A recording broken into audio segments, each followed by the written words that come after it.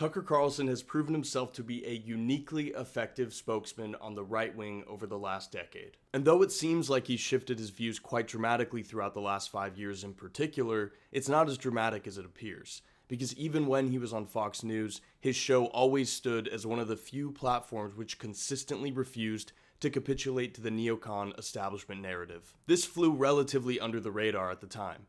But Tucker has historically managed to always provide an incredibly robust and accessible ideological bridge for the right. And this bridge fundamentally served as a unifier of the political perspectives of both the older and younger generations.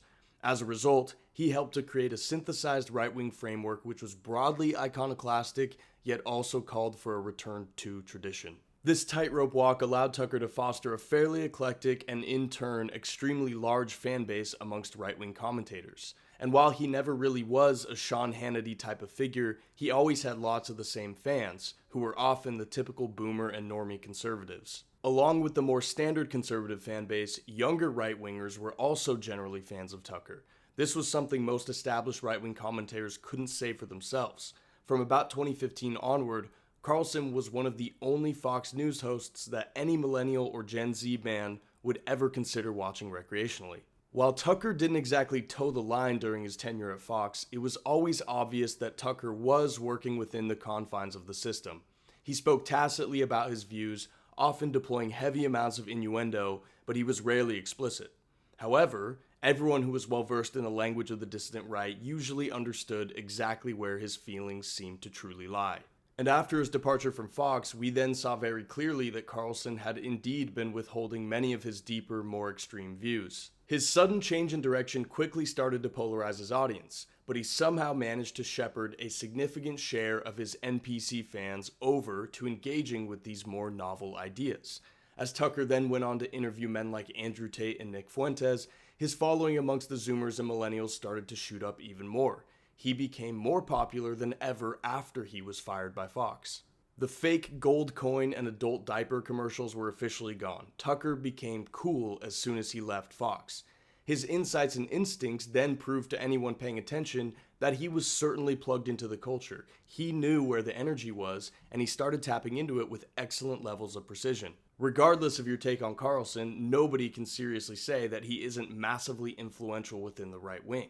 And now, while I respect Tucker and thus don't feel like there's any reason to do some type of deep expose here, I do want to highlight the most eyebrow-raising aspect of his commentary.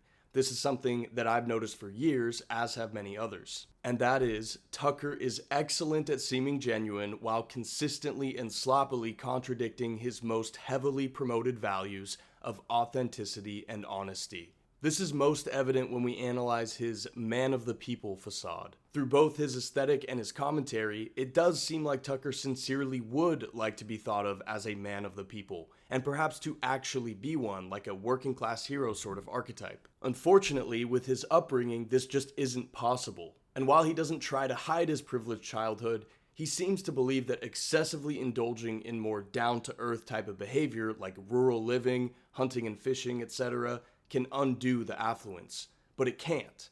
And it's becoming significantly harder for him to reconcile this mountain man type of persona when he then says things like this. I am, however, tomorrow buying a place in Qatar, both because I am pay a high check in Doha, yeah, and I'm doing that because I like the city. I think it's beautiful, but also to make the statement that I'm an American and a free man, and I'll be wherever I want to be. Now, I don't actually have a problem with any of this, but I do take issue with the presentation. Not many people would signify the mark of a free American man as being someone who's able to purchase a home in Qatar. Nor does the log cabin type of portrayal work when we all know just how wealthy Tucker is, given that he can do something like this. And so this very much communicates the reality that Carlson isn't exactly as in touch with things as he presumes. Because Tucker will continuously say things like, "I'll never be rich, I accept that." And to be fair, given his affluent upbringing, perhaps his definition of rich is something like a billionaire, so it may be true from a certain point of view, but that is not what anybody else defines rich as. This sort of faux blue-collar framing is remarkably dishonest given what we know, because in reality, this is his actual situation. Well, I'm, extraordinarily loaded just from like money I, inherited from my number of trust funds. From the Swanson. Totally. From the Swanson deal. Yeah, I'll go out and beat some servants. I'll wrap my Lamborghini around a tree, go pick up a kilo or two, just like normal stuff like that. You're just living, you're a trust fund baby, are you not? No, completely. I've never needed to work. Yeah. I mean, it's all just, the whole cable news thing was just a total pose. It was like a phase I was going through. You're about the most unordinary person I know. You're an elitist. You're an asshole. No. But see, I'm an out of the closet elitist. I don't run around pretending to be a man of the people. I'm absolutely not a man of the people at all. To be fair, this isn't as shameless and retarded as this. But also, it was also about paying the bills, man. And it was just like hustling. And so I was out there kind of raising myself. But still, everyone already knows that Tucker comes from extreme affluence. And again, this really wouldn't be an issue if he didn't also do the facade of the everyman. But what's even more bizarre is that he does it in a way in which he has also expressly criticized others for in the past. Bill O'Reilly's success is built on the perception that he really is who he claims to be. If he ever gets caught out of character, it's over. That's right. I say before that Bill O'Reilly's really talented. He's more talented than I am. He's got a lot more viewers than I do. He's a better communicator than I am. But I think there's kind of a deep phoniness at the center of his shtick. And again, as I say, the shtick is sort of built on this perception that he is the character he plays. He is every man. This kind of he's not right-wing. He's a populist. This kind of Irish Catholic populist fighting for you against the powers that be.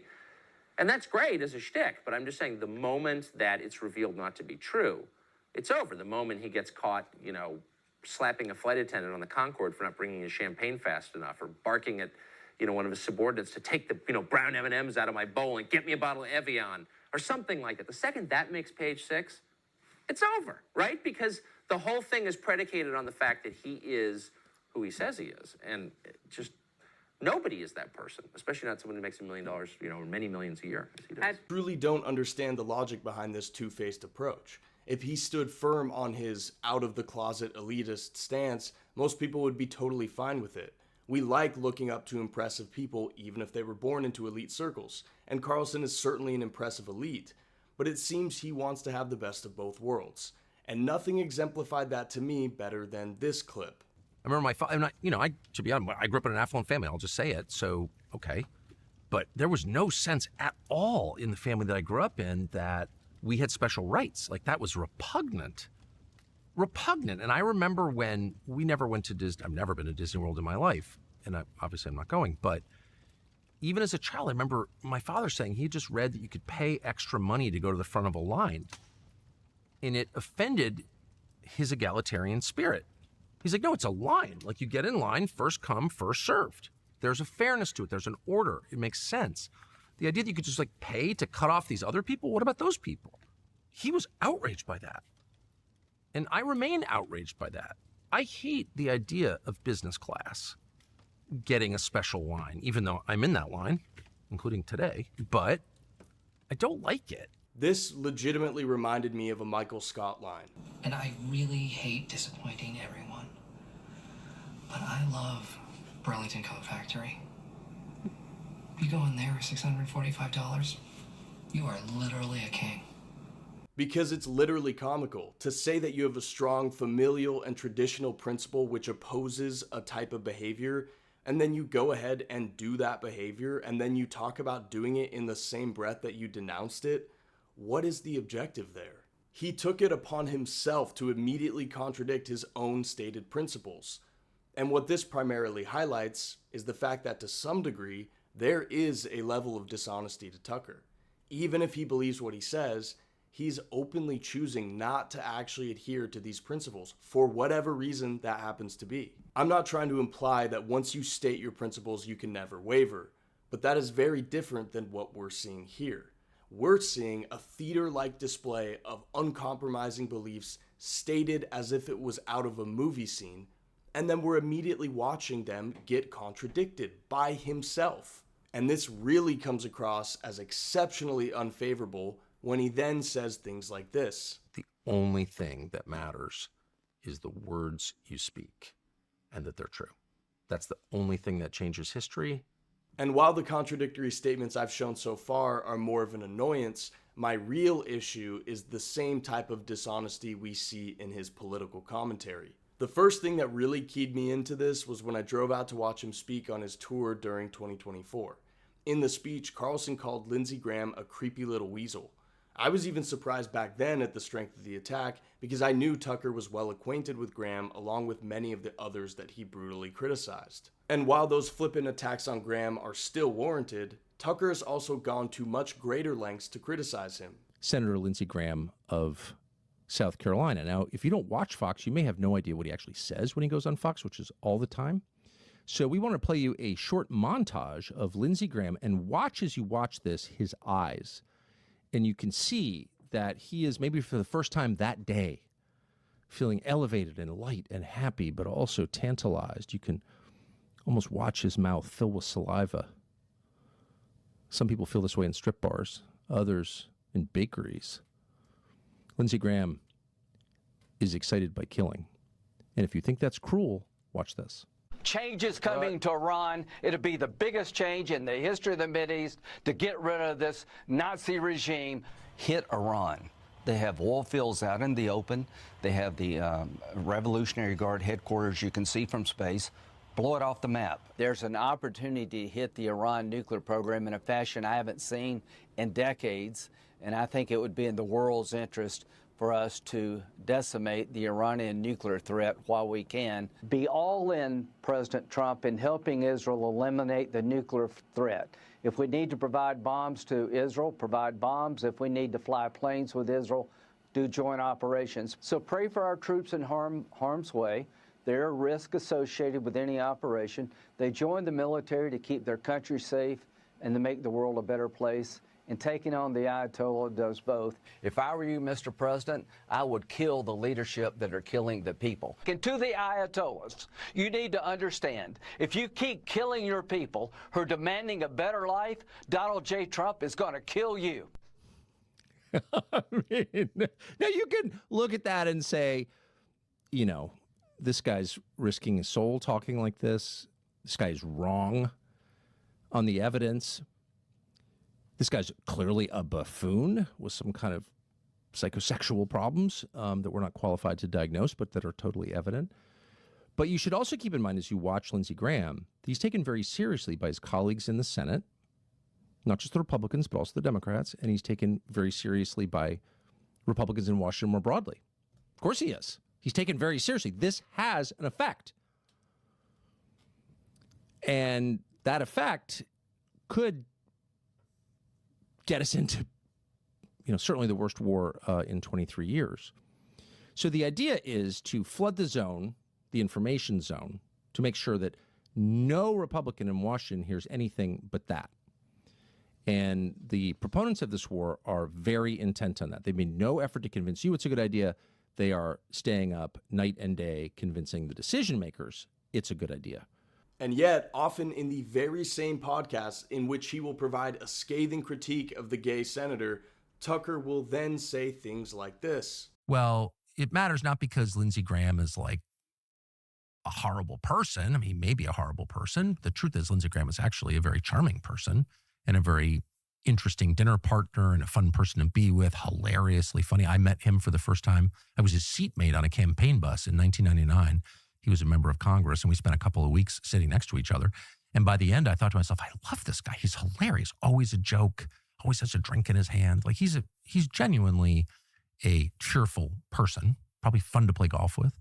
And this behavior is extremely common out of Tucker. He will eviscerate people, citing and playing incredibly damning statements from them. But in the very same breath, he will announce that he doesn't actually have an issue with the people he has just identified as a complete enemy, who are totally antithetical to all his political objectives. For example, Chabad is clearly an enemy of America, and Tucker spent quite a bit of time explaining that. So why would Tucker then make this sort of clarification? And it seems like from accounts that we read from those soldiers online that they got these patches somehow from a group called Chabad. In the United States, it's a global group, but it's headquartered here in New York and Brooklyn. And we said, and you can check the tape, it was like, Chabad, they seem like really nice people. Met a bunch of people in Chabad over the years. They do a bunch of charitable enterprises. But apparently these patches came from Chabad, and Chabad, check their website, is in favor of rebuilding the third temple. And why wouldn't they be? They're religious Jews.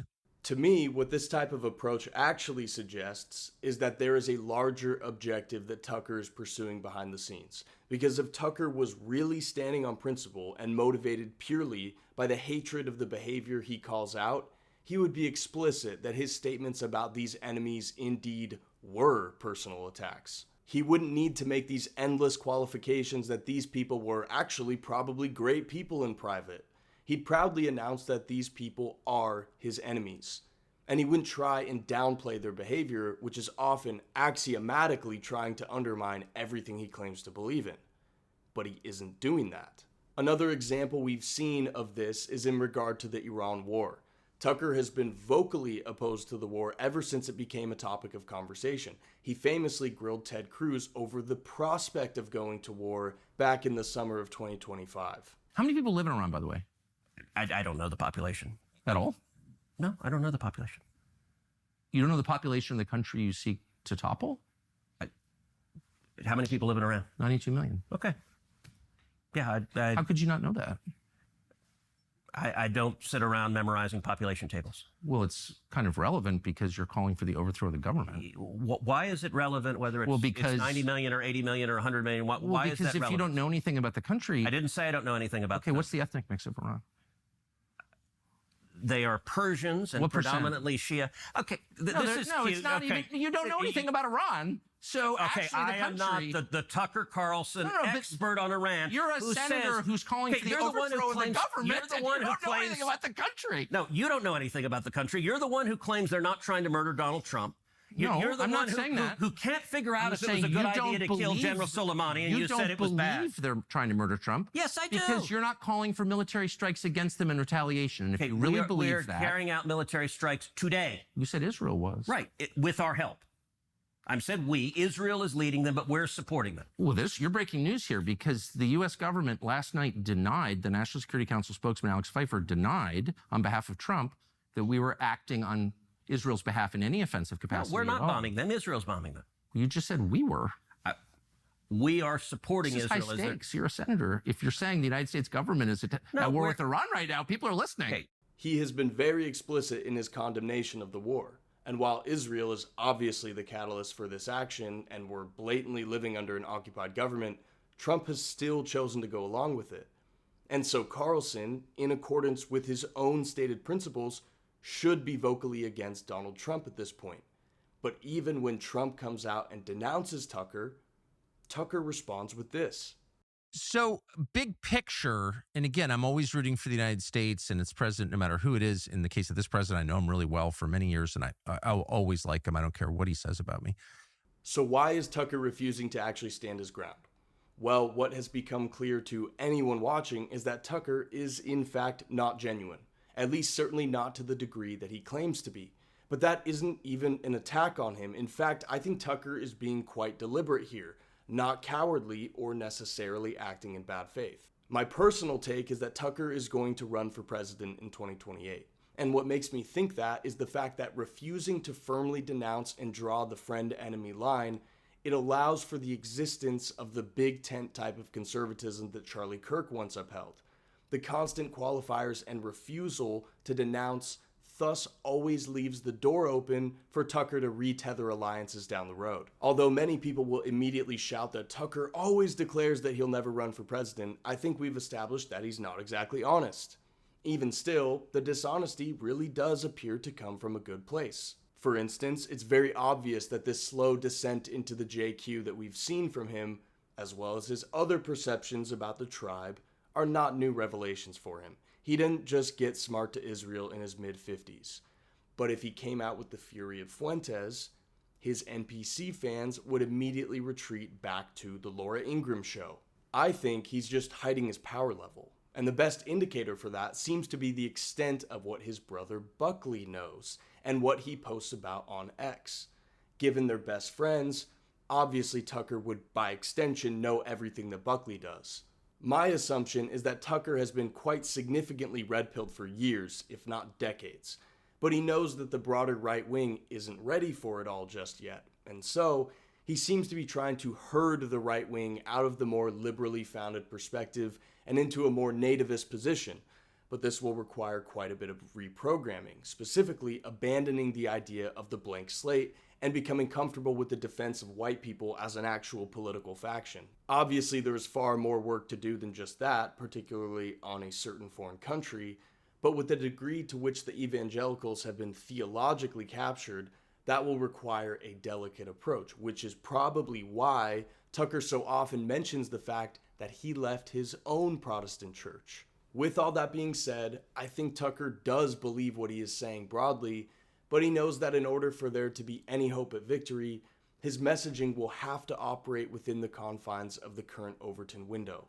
Again, this is obviously the most charitable interpretation, but it seems like rather than choosing to take a truly revolutionary approach, Tucker wants to try and get everyone to follow his breadcrumbs. He wants to shepherd the boomers and the hereditary conservatives into a more functional, cohesive right-wing stance without getting himself immediately labeled as an enemy by being too direct. Now, I will also concede that the CIA might be involved here. After all, we certainly know that Nick Fuentes didn't break the news to him that his dad was in the CIA. That was an extremely strange lie and immediately disprovable. I don't know why he said it, and I won't pretend to. But either way, his careful deployment of information seems to be an attempt to red pill the masses slowly. So, to conclude, I do think Tucker has good intentions. I just think he's having to resort to some level of deception and dishonesty to achieve his actual goals. I'll also clarify that I don't think Tucker even wants to run for president. His opposition to that does seem sincere, but it looks like he now recognizes the issues with J.D. Vance, and he must know that he is the only person alive with enough support to actually win a GOP civil war over Israel and the other fundamental issues within the old rights foundation. But perhaps I'm wrong, and perhaps even a Carlson presidency couldn't undo Zog anyway. But the dishonesty out of Tucker seems to be too blatant to just be simple mistakes or carelessness. Something is brewing behind the scenes. On another note, I want to remind you guys that American History Z, Gen Z's Journey to the Far Right, will come out probably on March 26th. I should have clarified this before. The Arctos product page will show out of stock because that's just how it is by default. But what you can also do is you can sign up to get email notified when it is out, and you can do that through the Arctos product page, which again will be in the description and comments. It should also be available on Amazon, assuming it doesn't get banned as soon as the manuscript gets uploaded. We'll be announcing who the foreword author is as well. We should know that at least within the next week or so. But any updates on that, again, should come on Twitter. So follow me on X, I guess, at the RWCoalition. And the pins are still available. Support Patreon. All those links will be in the description and in the comments. I should also be uploading 2 more chapters out of the book. Have to be pretty careful because like 70% of the book would just get me banned on YouTube. So it's going to have to be a little bit more deliberate and calculated in terms of what I release. But yeah, up until the release date, I should sprinkle in 2 more chapters before then.